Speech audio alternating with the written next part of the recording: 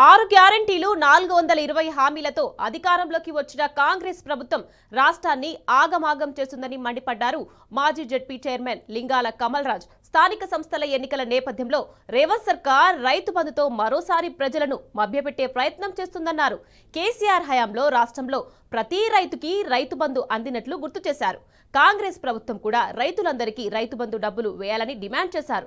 మదిరాలో అభివృద్ధి పేరిట ఎవరి జేబులు నింపుకుంటున్నారో ప్రజలు గమనిస్తున్నారని గుర్తు చేశారు. ప్రతిపక్ష పార్టీగా ప్రజల తరపున కాంగ్రెస్ ప్రభుత్వాన్ని ప్రతిరోజు ప్రశ్నిస్తూ ఉంటారని స్పష్టం చేశారు. తెలంగాణ రాష్ట్రంలో మార్పు కావాలని 6 గ్యారంటీల పేరుతో కాంగ్రెస్ ఆడిన అబద్ధాలు నమ్మి ప్రజలు మోసపోయారు. రేపు స్థానిక సంస్థల ఎన్నికలు రాబోతున్నాయి కాబట్టి రైతు బంధు అందరికీ వేస్తాం అనేటువంటిది మాట్లాడి మరొక 2 రోజుల నుంచి రైతు బంధు వేస్తూ ఉన్నారు.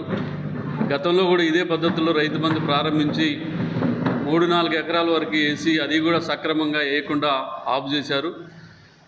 ఈ సందర్భంగా నేను మీ ద్వారా డిమాండ్ చేస్తూ ఉన్నాను.